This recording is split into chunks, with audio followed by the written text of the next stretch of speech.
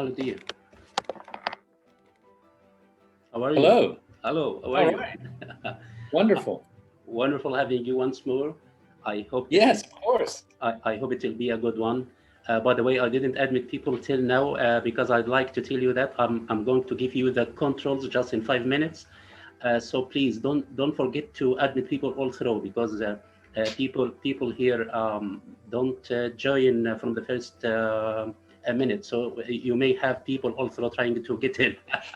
This is the problem in Thailand and Egypt. The same. They have different times.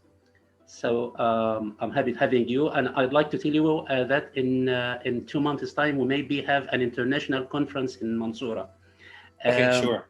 It will be very nice having you amongst us, even in Mansoura itself.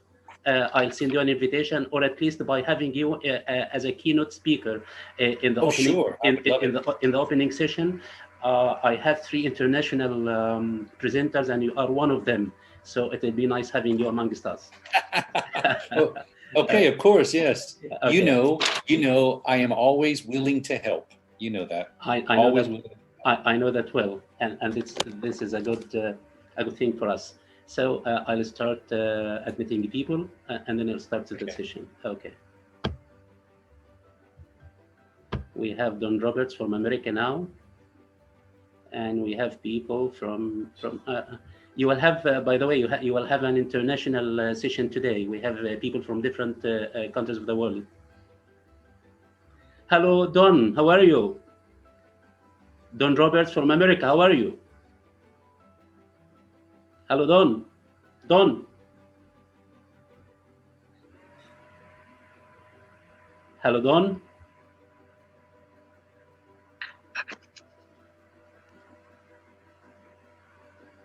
Hello, Don. How are you? Unmute yourself. Unmute yourself. Hello, Don. Can you hear me now? Now I can hear you. Yeah. Say There hello. we go. Yes. Say hello to Dr. David. Hello, Doctor. I'm looking forward to your presentation. Yeah. Oh, Mr. Don, do not get too excited. As usual, Dr. David is always kidding. No worries on that score. I don't get excited very easily. It's bad for my blood pressure. Where are you from, Don? Well, I live in Fargo, North Dakota, but I'm originally from Long Island. Oh, It's about 30 miles outside of the city proper, outside of Manhattan. yeah. New Orleans, Louisiana. Oh, quite a ways away.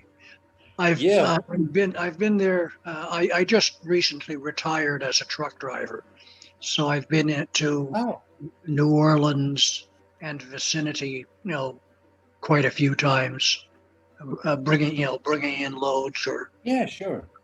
delivering, picking them up. Nice. What company? Great Plains Transport, which is based here in Fargo. It's a reefer company. We haul food. Yeah. Fargo. Ooh, that's way too cold for me. Uh-huh. Not right now, it isn't. Oh no, I mean, yeah, not in No, July, but I November it starts to get chilly. not as much as it used to. Like Fargo has warmed up considerably over the 20 years or so that I've been in and out of here.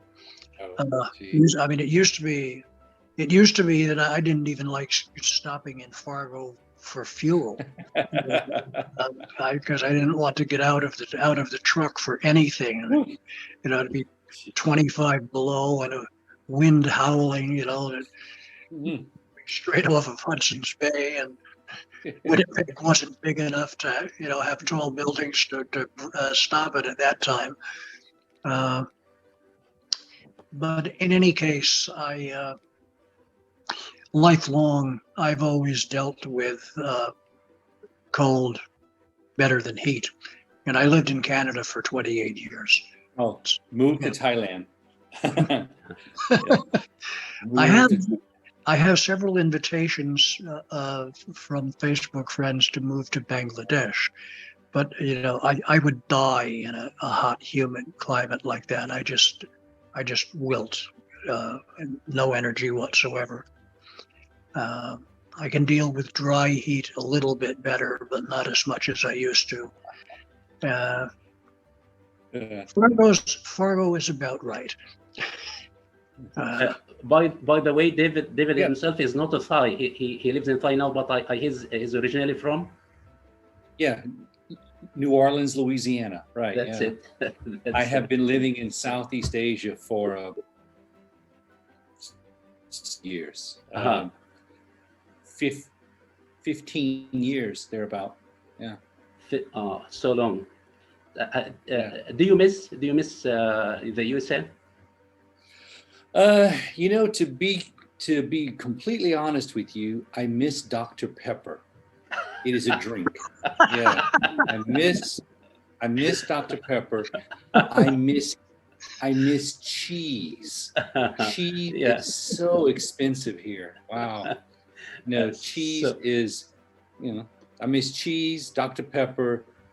So apple pie. It's just a matter of food. Oh yeah, sure, yeah. No, so, and you have to come to Egypt if you are talking about food. I miss the highways. I miss jumping on I-10 where I come from. I miss driving across Oklahoma, the Indian Nation Thruway, and I miss that on my Harley Davidson. You don't drive in Southeast Asia. Well, I drive, but you die. So, Yeah. I'll make sure that you will come to Egypt in our international conference to see how to learn to drive once more, because driving in Egypt is yes. I would love it. Respond to you. Okay. Thank you. That was a great presentation, and by the way, I guess that will be a great topic to be presented in our international conference. If I thought about that topic, I would advise you to keep it in your bag till the conference comes, because I think lots of people would like to listen about using the language and excited that they have while using it. That's a great topic, and people who use English as a second language would like to listen to what you have presented today. Thank you so much. People here, if anybody would like to ask a question, please, Naglat Tahir, if you would like to ask a question, you may go with it. We have just about 9 minutes left before Zoom says bye-bye. Yeah, that's it. Okay. Well, not so much a question as a comment. Yeah, of course. Yes, okay. Which is just an excellent presentation, David. And I heartily endorse all of the points that you raised. Yeah. It's something that I've noticed in, participating, not as a teacher, but just as a native speaker in several groups. People are they're afraid, and yet there is no reason. My only experience of learning a foreign language, I found that the Germans behaved exactly as David described. Like, oh, you're trying to speak our language, you're a prince of a fellow. So yeah. Good on you, David. Thank you. That's great. I'd like to, yes, Elmi, would you like to say something, Elmi? Elmi? Thank you for inviting me to the conversations, and I'm so happy to have a chance like this. I'm just a grade 12, just graduated, but I'm feeling so happy to join in a class in this pandemic time.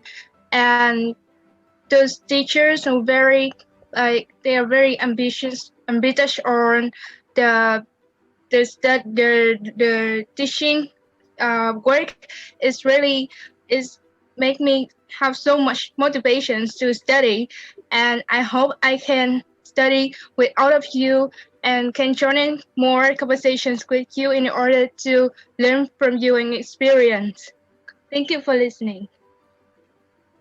Thank you Well, so much. Elmi, just follow me on Facebook. I do 2 or 3 presentations like this per week, all over the world. Great. Yeah. Great. Nagla, would you like to say something, Nagla? How are you? Yes, Mr. Saleh. First, welcome back. We really missed your great international webinars. Thank you so much. It's a very interesting topic. As teachers of English, we know this with our students, especially with new vocabulary. So it would be interesting. It would be nice if we have more time discussing this topic. Yeah, I've just told David that it's a great topic, and I didn't expect that. And even when I thought to keep it in his back for the international conference that we hold in Mansoura. So I'll ask him to present it once more when he presents in our international conference. Thank you, yes, so much. We really need this. Yeah. Thank you, Mr. I'd just like to add, yes, David. Yes, David. Just very quickly, in the near future, I also have a topic I present about teaching vocabulary that it makes teaching after I present, you will have a different way of looking at teaching vocabulary. Sure. So that could be next time. Is it this week or next week? Oh no. Oh my goodness, I have so many presentations scheduled. I don't even know. Okay, you should see my calendar. My goodness. Okay, would you please send me the link? I may ask my teachers to follow the webinar. I do thank you. I just would like to add a little comment, which is the anxiety of using the language. I think it varies according to the learner himself, if he is a free language learner or an academic one.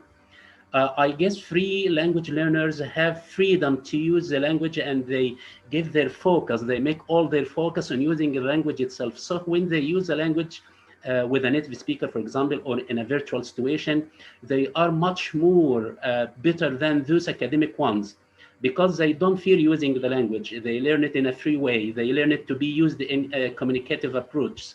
But the academic ones, the school students or the university students, they much focus on the grammar, the function, and so on. So when you put the two of them on one scale, you will find the free language learner uses the language in a better way, but the academic one just focus on how he can use the language in exam or in a test. Do you guess so? Yeah, sure. It's different purposes. Yeah. Different purposes, sure. Yeah. But I feel sorry for the students who only study grammar all the time. That's so awful, and especially I will not say in Egypt, and in most countries who use English as a foreign language, they teach the language in the grammar way. They just focus on how to use the grammar, the functions, and so on.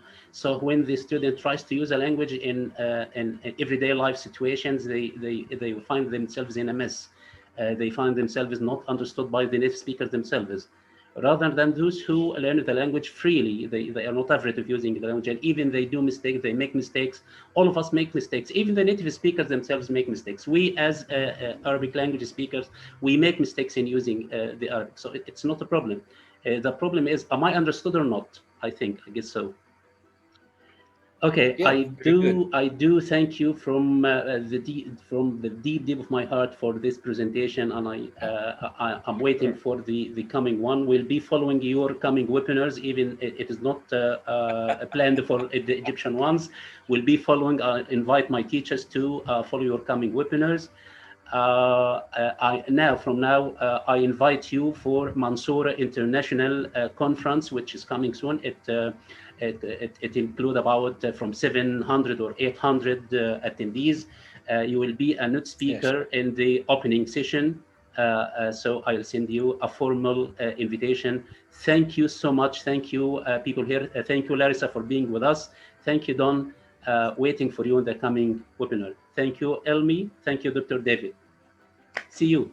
Absolutely. Thank you, everyone. Elmi, I appreciate you so much. Thank you. And Mr. Don, it was nice meeting you. Let's connect on Facebook.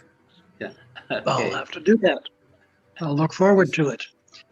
This business of grammar, let me interject a possibly apocryphal quote from Noam Chomsky. He said, if children learned to speak the way we teach language in schools, we would all be mute.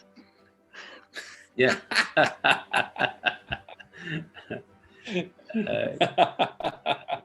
That's true. That's true. I don't know. I went looking for the actual source of the quote. Couldn't find it. That's why I said it might be apocryphal. But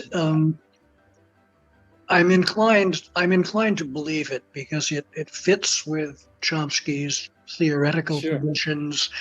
And also with his somewhat sardonic sense of humor. It's the kind of thing that he very well might have said. That's okay.